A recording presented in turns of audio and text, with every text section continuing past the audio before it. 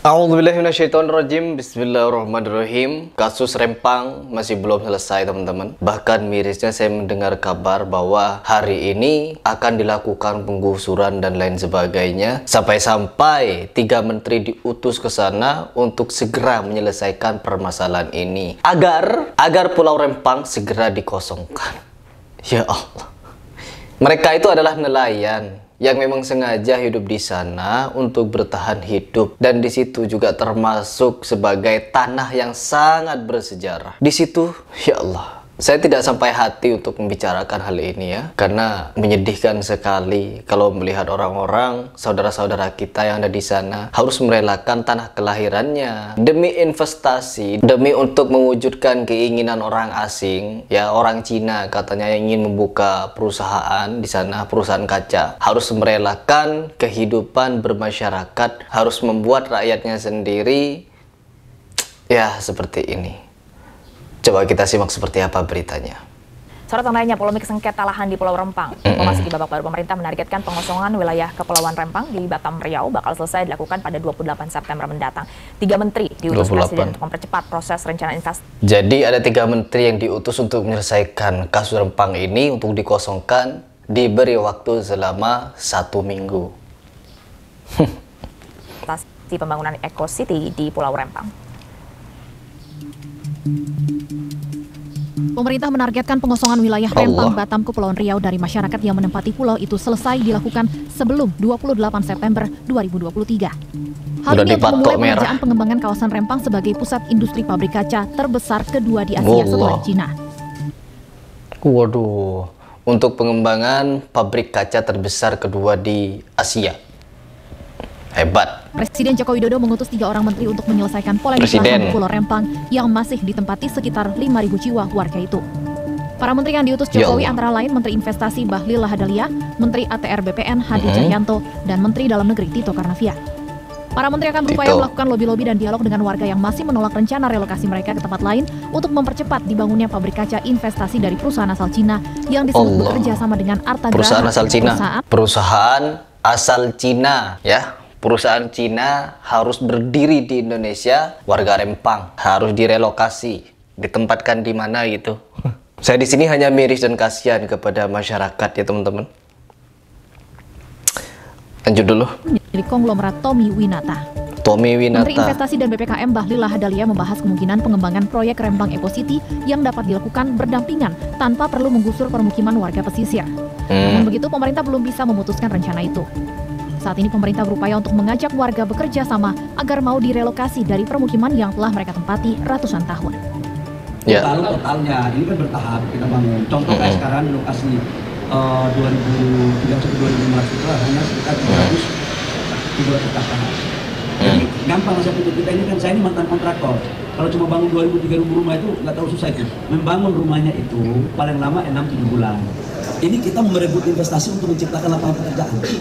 Ini investasinya total itu 300 triliun lebih. Tahap pertama itu 175 triliun.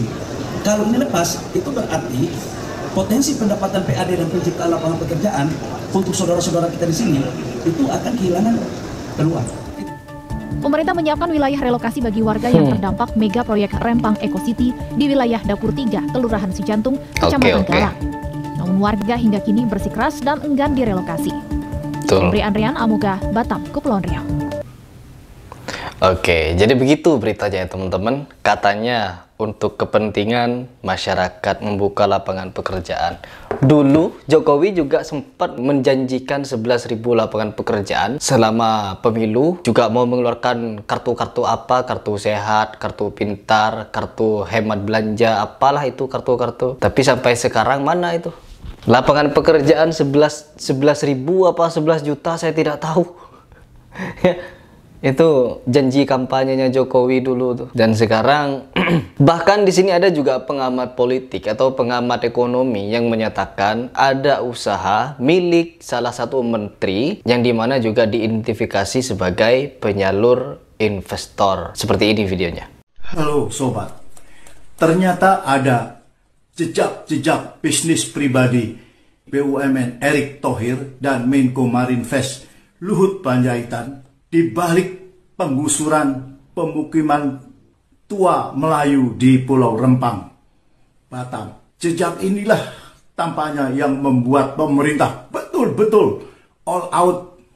Bahkan Panglima TNI pun turun tangan. Sejauh ini masyarakat Melayu dan para pendukungnya masih bernyali besar menghadapi ancaman dari pemerintah dan aparat keamanan untuk menghentikan perlawanan mereka. Pokok persoalan terletak pada pembangunan pembangkit listrik tenaga surya di perairan Batam. Pembangunannya akan dimulai tahun 2024.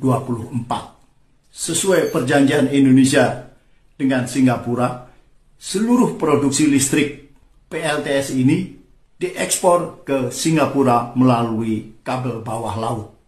Proyek ini adalah patungan antara konsorsium Indonesia yang terdiri dari Adaro Group milik keluarga Thohir yang sekarang ini dipimpin oleh Boy Thohir, kakak kandung dari Menteri BUMN Erick Thohir, TBS Energi Utama milik Menko Marinvest Luhut B. Panjaitan, dan yang ketiga adalah Medco Energy milik Salim Group dan keluarga Panigoro.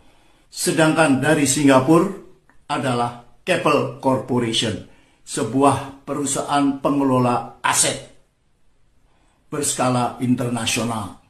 Pemasok panel surya proyek ini adalah Xinyi Group dari Cina yang kabarnya akan berinvestasi sampai 360 triliun rupiah. Xinyi akan membangun pabrik di Pulau Rempang, Batam.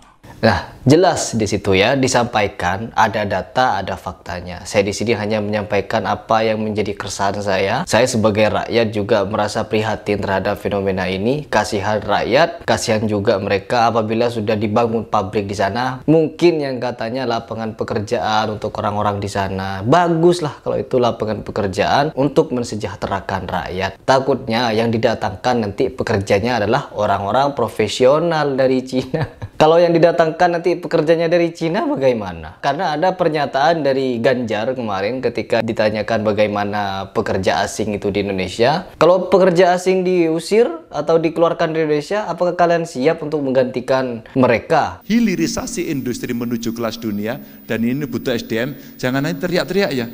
Itu banyak pegawai Cina diusir Pak. Pengalaman di Jawa Tengah dulu gitu. Ya udah kita usir aja besok pagi. Tapi kamu bisa gantikan nggak? Pada pernyataan seperti itu. Ya Allah, intinya teman-teman, intinya saya pribadi tidak punya hak untuk melarang pemerintah untuk melakukan ini dan itu. Apalagi ini katanya demi membuka lapangan pekerjaan. Ya takutnya seperti yang kemarin-kemarin. Saya sebenarnya tidak tega untuk memberikan banyak pendapat di video ini teman-teman. Takutnya di sini saya mendukung masyarakat, saya malah dituduh sebagai orang yang melanggar hukum. Sebagaimana sahabat UAS yang memberikan makan terhadap orang-orang pendemo, malah dikenakan ya inilah dunia ya teman-teman. Bahkan Habib Rizik Syihab, Ustadz Adi Hidayat telah memberikan suaranya kemarin, memberikan usulan. Tetapi apa? Mungkin usulannya kurang baik, kurang bagus. Jadi belum diambil. Begitu. Allah. Oke teman-teman, begitu saja di video ini. Kalau kalian memiliki pemikiran atau ingin mengutarakan isi pikiran kalian, silahkan komentar di bawah. Atau kalian memiliki informasi terbaru, silahkan DM saya.